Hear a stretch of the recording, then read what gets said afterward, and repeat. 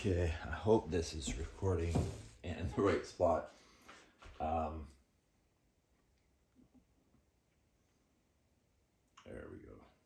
Maybe that's good. So I'm just slightly shaping the hearts and, of course, getting the peel off and keeping the pumpkin hydrated as I do it.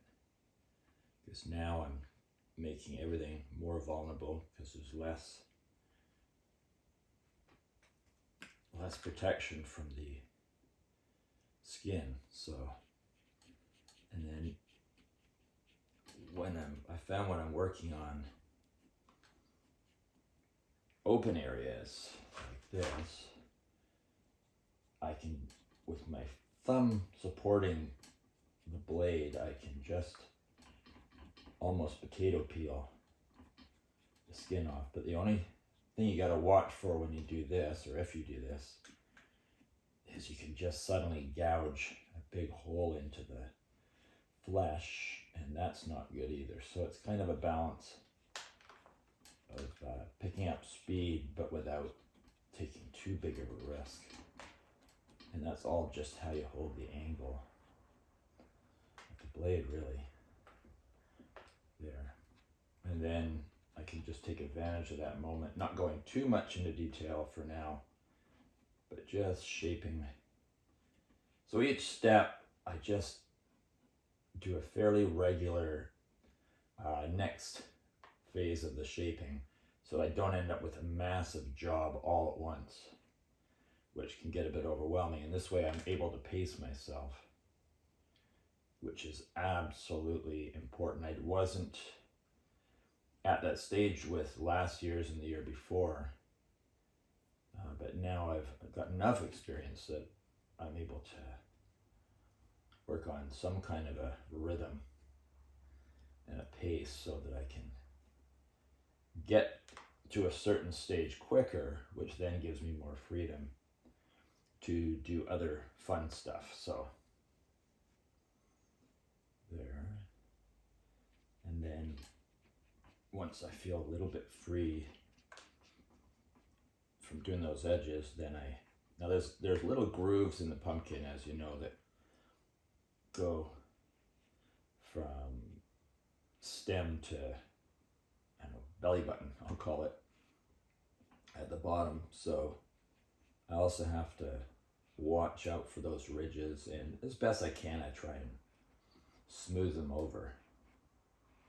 And I also, when I'm looking for a pumpkin, I myself look for one with ridges that aren't as deep as some. You might choose one with deep ridges for a specific project as well. But for me, getting rid of ridges was really important, because that got in my way a lot last year. Yeah, so I'm just shaping it. Kind of feels a little bit like the texture of an apple, but holds its firmness a bit better. So there, I've almost got this one done. Got a nice round area here, so I can, almost went too deep there. That's what I mean.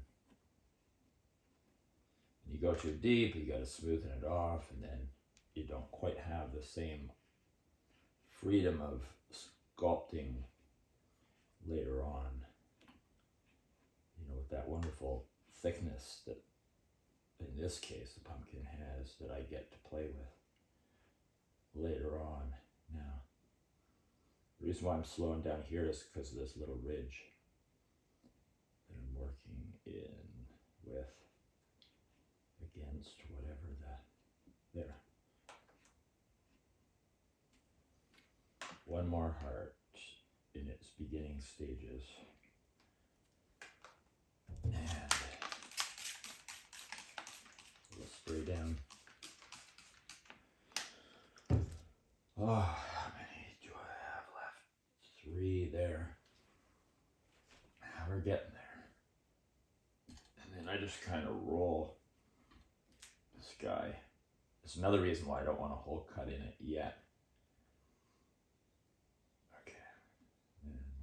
careful your balance doesn't get lost and it rolls off the table. That could happen very easily when you're focused on carving and you think it's balanced and then it's not.